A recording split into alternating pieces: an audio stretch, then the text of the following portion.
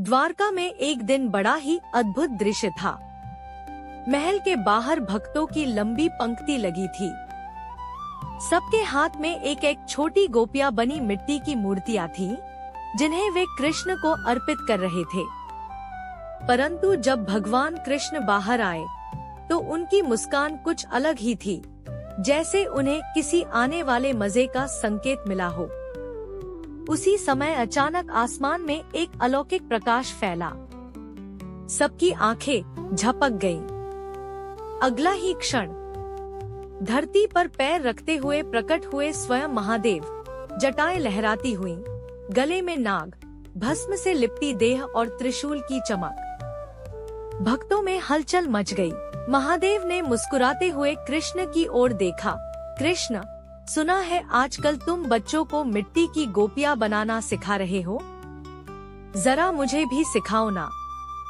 कृष्ण ने शरारती मुस्कान से कहा, बिल्कुल महादेव, लेकिन शर्त है, जो सबसे सुंदर गोपी बनाएगा वही विजेता।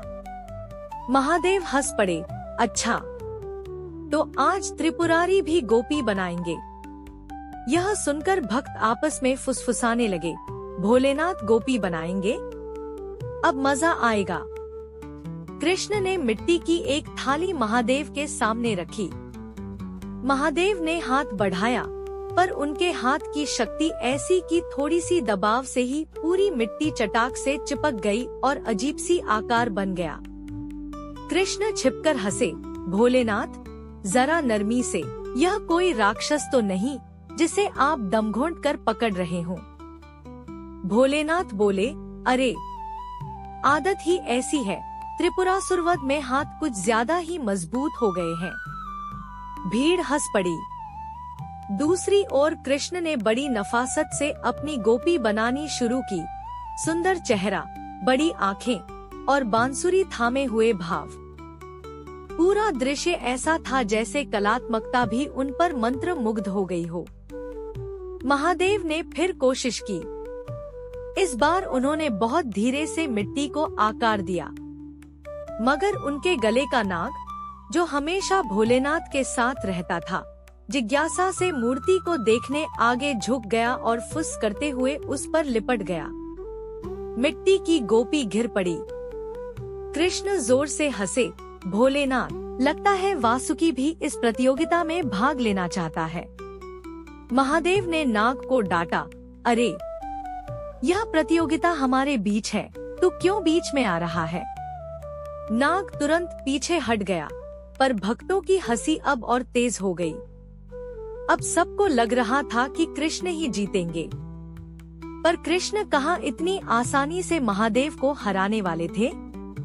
उन्होंने अपनी गोपी को थोड़ा सा टेढ़ा कर दिया, फिर मासूमियत से बोले, अरे भोलेनाथ, लगता है मैंने कुछ ज्यादा बना दिया। आप अपनी गोपी दिखाइए, मैं ठीक कर दूं। महादेव अपनी आधी अधूरी बनी गोपी लेकर आए और उसी समय अचानक एक हवा का झोंका आया। कृष्ण ने चुपचाप अपनी दिव्य शक्ति का प्रयोग किया। महादेव की गोपी सुंदर, संतुलित और दिव्य रूप में बदल गई। भीड़ आश्चर्य से देखती रह गई। महादेव बोले, वाह कृष्ण, यह तो आश्चर्य है। मैं तो कुछ और ही बना रहा था, यहाँ तो पूर्ण गोपी बन गई। कृष्ण मुस्कुराए। भोलेनाथ, जहाँ आप हैं, वहाँ अपूर्णता भी पूर्णता बन जाती है। अब असली समय था निर्णय का। भक्तों ने दोनों मूर्तियों को देखा। दोनों ही अद्भुत थीं, एक सौंदर्य और कोमलता से भरी और एक दिव्यता और साधारणता की सरल चमक से भरी।